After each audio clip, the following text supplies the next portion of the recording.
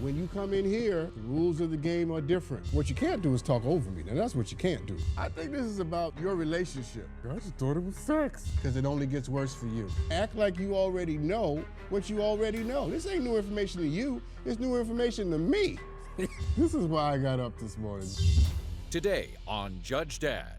You admit that the dog chewed through the fence. I have offered to fix that fence. I'm a mechanic. I've got the tools. I think I've got the experience, but... If I would go out with him. Miss Davis, you're gonna have to control yourself. I know you're upset, but you're gonna have to control yourself or we're not gonna get anywhere today. Court is in session. Dr. Sean McMillan presiding. Good day, ladies and gentlemen. So the plaintiff, Summer Davis, is suing the defendant, David Miller, in the amount of $1,500 for the death of her pet rabbit, Ziggy. Miss Summer, please tell me how we got here today. What happened to your rabbit? His dog, Butch, killed my pet rabbit, Ziggy. Ziggy was very, very special to me. I've actually submitted a picture of him when I first got him. I adopted him at an animal shelter about 10 years ago now. Miss Davis, is that the actual rabbit? That is the actual rabbit. He looks just like the kind that you see. That's a cute rabbit, you know? Thank you. He was really everything to me. Why was the Anyway. why was the rabbit so important to you? Say more about that, because this just isn't about, you know, the death of a rabbit, the assault of a dog. Let's call it that. Why was this rabbit so important to you?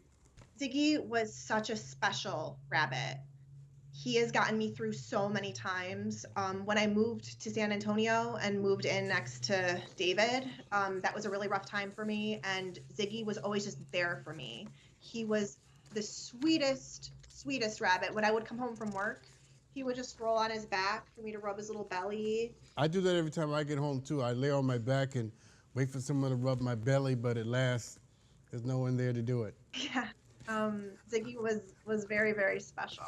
How do we know, this may be gruesome, so forgive me, how do we know that the rabbit was killed by the dog, this dog? Well, Your Honor, like I said, I live next door to David over here. And he got Butch about 2 years ago. And I don't have a problem with dogs. I have no issue with dogs on their own. They're fine. And I don't even have an issue with Butch. However, he does not train Butch well. He does not do the things that a responsible dog owner should do. He does not keep his dog on a leash. He does not have a peg in the ground, a stake to keep his dog on when he's in his backyard. He does not train his dog to do the things that a responsible dog owner should do. Ms. Davis, I'm asking a slightly different question. Here's what I'm trying to get to. Did you catch the dog in the act? I did. You did. So there's no room for doubt that this dog killed your rabbit. We know that for sure because you saw the murder. Yep, he chewed a hole through the fence between our yards, and he went through the fence, and I came home and I saw him mutilating Ziggy's body. How do you suppose the dog got into your yard? Because that's what happened, right? In your yard? So actually, thank you for asking that. A while back, Butch had done this previously. He has done this twice where he's gotten through the fence between our yards. The first time, I got it repaired. Even though I asked David to help me pay for the repairs of the fence, he didn't want to do that, but I did it on my own. This time, the same exact thing happened again. I saw him. I didn't even know dogs could chew through fences, but this one did. He chewed through the fence, and I have been so busy working. I'm a nurse, and COVID has been absolutely crazy, as we all know, so I have been working overtime every single week. I've been exhausted, and I haven't had the time to get this fence repaired the second time. So I moved a large rock in front of the hole, thinking, because this is a huge rock, that there's no way a dog could move on its own, that it would keep the dog inside until I had the chance to get this fence repaired. Mr. Miller, since you're the defendant, let me ask you an initial question before you give me your side of it. Who's legally responsible for the fence? Who owns the fence? Your Honor, she owns the fence. That fence is on her property. So I believe my neighbor Summer is responsible for that fence. But he doesn't have a fence on his property, and there's nothing else keeping his dog in his yard. Mm-hmm. Your Honor, I've lived No. Both of you slow down, because I know we want to get to it, but just slow down. I'm understanding how we got here. My dog is a good dog. He's well behaved. I feel like Summer's the only one that's got a problem with Butch, but everybody else seems to love Butch. Not just Miss Summer. Ziggy has a problem with the dog too, since Ziggy's the one that suffered the death at the hands of the dog.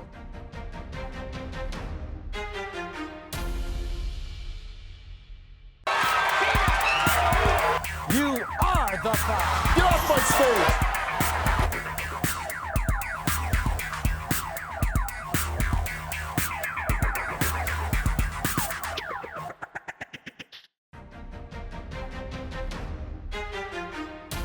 Miss Davis, just help me just answer this quick question. Do you own the fence? I own the fence, yes. You own the fence. Okay. Mr. Miller, what's your side of the story as it relates to what happened with your dog? You do admit this is your dog, right? I admit that it's my dog. Whether my dog killed Ziggy, I don't know about that. She says it. I watched it happen. Ms. Davis, do not interrupt, please. He didn't interrupt you. She says she saw it. And I have no proof. There's no blood on my dog's face or anything gruesome like that. So there really is no proof. Now, about a year ago, what is true, Your Honor, is that my dog did chew through her fence. I actually have a picture. We have evidence of this fence, I believe. It's really a storm can come through, blow over this fence. It's not really a strong fence. But a year ago, my dog did chew through it. That's the fence in question, right there. That is the fence in question. Okay. So the dog, you admit that the dog chewed through the fence, and he has gone over into her yard before, right? He has gone over to her yard before. Okay. Now, I have offered to fix that fence. I'm a mechanic. I've got the tools. I think I've got the experience, but If I would go out my neighbor. Miss Davis, you're going to have to control yourself. I know you're upset, but you're going to have to control yourself, or we're not going to get anywhere today. Or trust me, you want to keep your composure so that this turns out the way everybody who believes in what's right wants it to turn out. All right, Mr. Miller, I'm back to you now. So you admit that the dog has chewed through the fence, going over to the other side before. I'm going to take Miss Davis's word for it. I don't see any reason why she would lie and say that she saw the dog killing the rabbit when she didn't actually see it. I don't sense in her guile of that nature. Mr. Miller, let me ask you this. Why wasn't your dog on a leash? Why wasn't he tied up? It was a he or she? Was the male or female dog? It's Butch. He is a male dog. I actually think I have evidence. There's a picture, perhaps, maybe of Butch. Yeah, there he is. He's 2-year-old. He's a puppy. And, yeah, he's a good dog. I'm asking you, why wasn't the dog on a leash or connected to a chain in some sort of way? If you knew there was a hole in the fence, and both of you told me that prior to this, you both knew there was a hole in the fence, you both understood she put a rock, you offered to fix it, so both of you acknowledge that there's a problem with this fence. Why? And you know that there's a rabbit next door. Both of you know that, right? And both of you know there's a dog on the other side. I'm asking you, Mr. Miller, before I ask you a different question, Ms. Davis, why wasn't your dog on a leash or a chain or some sort of way to keep it controlled that it did not go through the hole you knew was already there? Your Honor, my dog is a good dog. He's well behaved. Apparently not, Mr. Miller. Apparently not, since we're here. I feel like Summer's the only one that's got a problem with Butch, but everybody else seems to love Butch. Mr. Miller, not just Miss Summer, Ziggy has a problem with the dog too, since Ziggy's the one that suffered the death at the hands of the dog. So you're not answering my question, which doesn't bode well for you. Anything you want to say about this? Because you purported that this is a very nice dog, a puppy, you know. I do. Somebody just lick you on your ear and he's out killing stuff.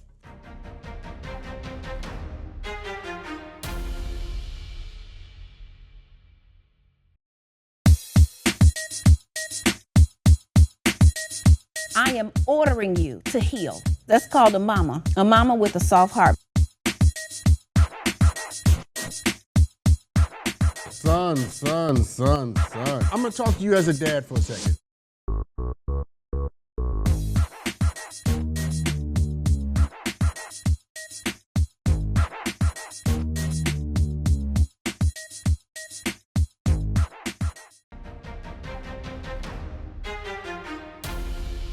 Miss Davis, let me go back to you. Maybe I can get some questions answered today. Since you knew there was a dog on the other side of the fence, Miss Davis, why would you let your rabbit just run around in the backyard? Why were you not more vigilant? Why were you not vigilant about the protection of the life of the animal you claim to love so much? Absolutely. So I actually have a hutch that the rabbit normally is in, and then a run for him to get some exercise. And I never would normally let him out of the hutch at all without my supervision. Unfortunately, rabbits do actually need a lot of exercise, and I have been working so many hours. I have not had the time to dedicate that I normally would because of COVID. So I did let him out into the run, not just in the whole yard, into the run when I was not there. But I have to say that even if I had it and he had just been in the hutch was also destroyed. The hutch was twisted and broken. So if he had been caged up as is normal, I still believe that Butch would have been able to get at him. So has this dog been accused, or sounds strange talking about a dog in these terms, but has this dog had any other incident of killing any other animal in the neighborhood? That's an excellent question, Your Honor. Ms. Davis, go ahead. Your Honor, there is a family that lives down the street with a little girl named Lily with a small animal that lives in their backyard. And I recently found out that Butch did the same exact thing, that he broke into their backyard and killed Lily's little pet. And I actually have an animal control report if you'd like to take a look at that. Yeah. Is this what you submitted to evidence? It is, yes. And this is from what happened to the neighbor? It is, yes. Wow. Mr. Miller, your dog appears to have murderous tendencies. Anything you want to say about this? Because you purported that this is a very nice dog, a puppy, you know. I do. Somebody just lick you on your ear and he's out killing stuff. I have an official report from Animal Care Services of the city that I'm not done. Your Honor. No. You don't get to do that. You don't get to do that. You don't get to interrupt me. I have a report from the Animal Care Services from the city that you live in that identifies your dog in the complaint. So it's not just Miss Summer that has had a problem with this dog. Other people in the neighborhood have had a problem with the aggressive tendencies of the dog. It brings me back to my original question. Well, you know what? Let me put that aside, because this is about this dog and this rabbit, but it seems to be about something else. You two have an antipathy towards each other that you can't even control. You can't even wait to answer my questions before you take shots at each other. You're quite snippy with each other, and yeah, that's probably because of what happened to the rabbit and what you're concerned about happens with the dog. But I know human beings better than you guys know animals. I know people. And what I know about people is that you're not snippy like this with each other without there being more to the story. So how about one of you decide to tell me the truth and to tell me exactly what's going on, not between the rabbit and the dog, but between the two of you. What's the nature of your relationship? I think she likes me, Your Honor. I think there's some feelings there, actually. Are you kidding me right now? Your Honor, David has been honestly the worst neighbor I have ever had in my life. Ms. Davis, let me ask you directly. I want you to give me a direct, honest answer. With no judgment, no condemnation, right? This is a no judgment moment we're gonna have together, all right?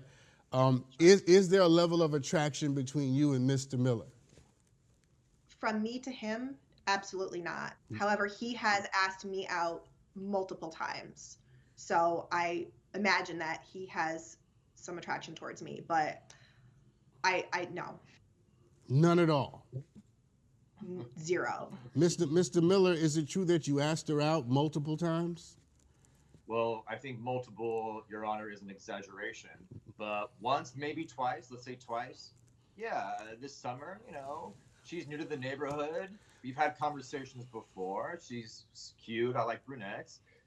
Maybe after this, once this is settled, perhaps we could, meet each other again, maybe for drinks. But anyway, that's not the point. Mr. Miller, I get to decide what the point is, not you. It's not that hard for two grown people to talk about how they can keep their animals safe if they love their animals. Unless, wait for it, the two adults have a problem with each other that they're either not willing to acknowledge or don't know how to talk about.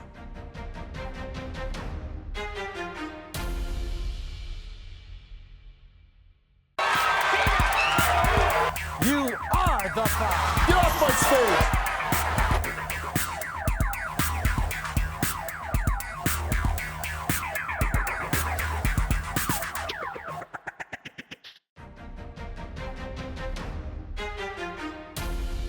What I'm interested in is the nature of this relationship, because this relationship has fed into this complexity. It's fed into her inability to be vigilant as I think she should have been if she loved the animal as much as she purports to have loved it. And it feeds into your inability to take care of and to protect your dog from accusations like this. Two neighbors on both sides of the fence. It's not that hard to do. It's not that hard to have a conversation. It's not that hard for two grown people to talk about how they can keep their animals safe if they love their animals. Unless, wait for it, the two adults have a problem with each other that they're either not willing to acknowledge or don't know how to talk about. Now, of course, it's very sad that we have a dead animal here. Of course that's sad. That's never a good thing. But I wager to believe that we could have avoided this situation if the grown folks who own the animals would have been grown and not adolescents trying to avoid conversations. Listen, people, no, I'm done. I think I have everything that I need. It's very sad that we have a dead animal, but what's more egregious about it is that this could have been avoided at many stages along the way. Fix the fence. Don't let the rabbit out if the fence is broken. Put the dog on a leash. Acknowledge that my dog has had other infractions. So let's get to it, because you two are trying to drive me to drinking again, and I'm not willing to go back there. So I'm going to side for the plaintiff. Mr. Miller, your dog is a murderer, and you need to be very, very aware of the pattern. Your dog cannot be off the leash, sir, and somebody along the way is going to make another serious complaint, and the authorities are going to have to, do something about this dog. It's to your own benefit. It's to your own benefit to stop this behavior now. You're going to pay Miss Davis what she's asking for, the full amount, $1,500. Your dog killed this rabbit. Your dog went into her yard and killed the rabbit. I have no doubt about that. And you're responsible for the dog. But more than that, both of you are responsible for being adults so that your animals don't have to pay for the conversations that you're not ready to have. That's my judgment. I was able to actually sell my house, and I just moved into my new one. It is so much closer to the hospital, and the backyard has this gorgeous, huge fence that I don't have to do anything to. And I actually just got a new little bunny. I named her Princess because she is just perfect. She's the sweetest thing. I haven't seen or talked to David since I moved out, and I just hope that his new neighbors can deal with him.